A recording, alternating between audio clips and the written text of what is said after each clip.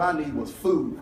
That's all I needed. And I was good to go. Now, I'm going to need to come. I had a student say, Ms. J, you got to come a little bit better than that. You got to come a little bit better than that. So, what are your goals for what you want to do with your mentoring program, objectives and timelines? And then we got to your outcomes. Once again, I'm going to repeat this because this is so important. At the end of the day, when your program is over, what did you want your students to learn? Write that down. At the end of the day, when the program is over and the academic year has ended, what did you want your students to learn, and then did they learn it? Now, this is an area that we probably spend at least 2 hours on when we do a full-fledged training to show you how to make it rain.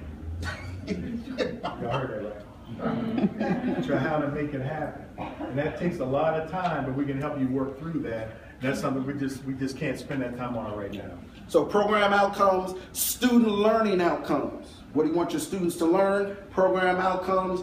What at the end of the day should your program look like at the end of the year? All right? And then next, funding. Funding and development plan. Remember we talked earlier about your vision, where you want it to be. How much money is that going to take? If you need a new staff person, how much is that going to be? Because you never know. Sometimes the institution comes up with a pot of money, just like about a year or two ago. The institution came up with a pot of money. I said, I need a new assistant director. This is how much it's going to cost. This is what I expect this individual to do. Already had it written out. And you know how you just kind of throw stuff out there and hopefully it sticks? I really didn't expect for them to approve it. It was like, okay, you got it. Well, if I'd have known that, I would have asked for 2. So you've got to really develop your funding and resource. Now, I say the funding and resource because there are, like I said, an advantage for me is I can go and talk with foundations. As a matter of fact, I meet with them on a monthly basis to talk about it. And this is one of the things they told me I'm going to tell you. And this is when we first started. I had a friend of mine, well, not a friend of mine, he's a friend now, but we were meeting, and one of the things they said is, how can we go out and get money for you when we don't even know what you're doing? And I told him that will never happen again as long as I'm director of this program. How can they go out and find money for you? There is money out there. There's money out there. We just developed a program for foster care students, and we got a funder to give us $200,000 for 4 years. Willing to give us more, maybe even fund a position if we deem it necessary. Yes, question. Challenge I faced is when your institution isn't willing to back you financially. Right. It's difficult for grants to then say, oh yeah, we'll come in and do it, even though your institution isn't running. Well, the institution is oftentimes out after the big dollars globally as opposed to your Small program. stuff.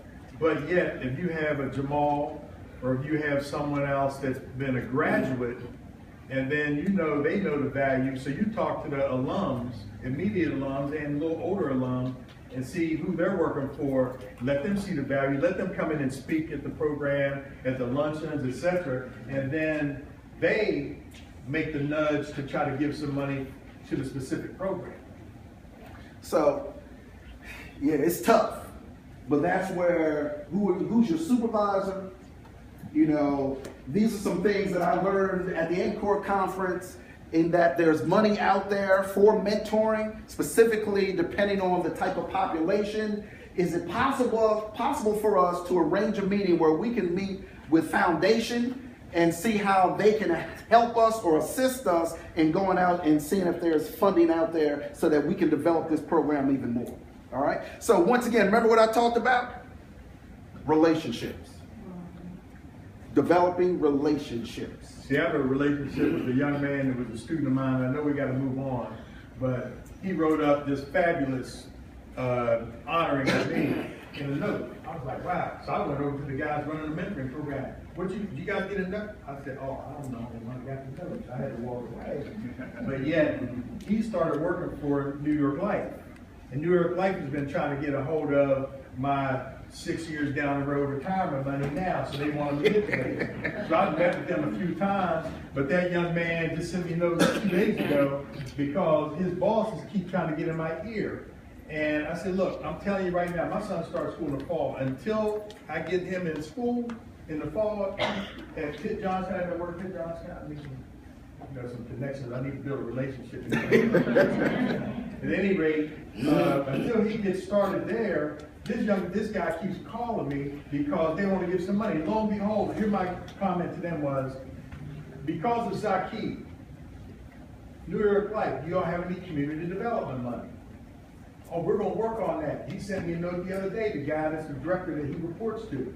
They're going to try to give some money to my college on behalf of Zaki's experience there. And so what I'm saying is, you got to milk all those kinds of relationships as well. They're out there. All right, so funding resource development. What are some of the characteristics that you should be looking for in your students or faculty, whoever it is that you want to be a mentor? First of all, commitment to program goals and objectives. They need to know what you're trying to do. What are the goals and objectives of your program so you can keep them informed on what you're trying to do? We're not going to go through all of these, but do the mentors do they have the ability to listen? Because, you know, while the mentor is helping them, it's also important to listen to what the protege has to say. Because if you're trying to go off on this end and they're already over here, there's going to be a problem. All right? And so you need ability to listen, openness to learning, a positive attitude. Do they have a positive attitude? Are they committed to your particular program? Are they committed? Do they want the success of students? All right? You have a question? Yes, sir. So going off of this, you mentioned something earlier about faculty and staff mentorship. Right. So let's say, like, how do you find quality relationship from higher up admin? Let's say like a VP or president with a student. Who do you know? Up there in that upper level, who do you know? They're a really good friend. Or you can go and talk to. Okay. So you go to your dean of students and dean, trying to develop his faculty staff. Can you find out from me, or can you talk with some of the deans of the colleges in regards to who they feel might be good mentors? Because everybody is not good mentors. So you need to find out who they are. Or if you know some faculty members, talk with them, say, hey, we're trying to develop this mentoring program. Who do you think would be a good mentor? I mean, someone who would really work with students, not someone who's just doing it because they want to get tenure and that type of thing. But who is it that really works with students? And sometimes you just ask the students, who are those professors that go out of their way to assist and help you? Those are the individuals that you want to target.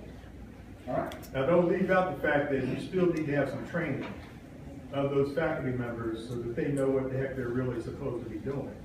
So you got to have that training piece in there as well. And as Wayne mentioned earlier, if you got the president on tap, everybody's going to want to be seen as being on board with what the president is trying to promote. So if you get the president, a provost, vice provost, somebody at the upper echelon to try to promote this whole thing, then it's going to get some traction. Yes, sir. We have an edited version. A lot of the stuff we use for our training, but we can send you an edited version. Okay? Yeah, we send that to anybody. All right. So, yes. At our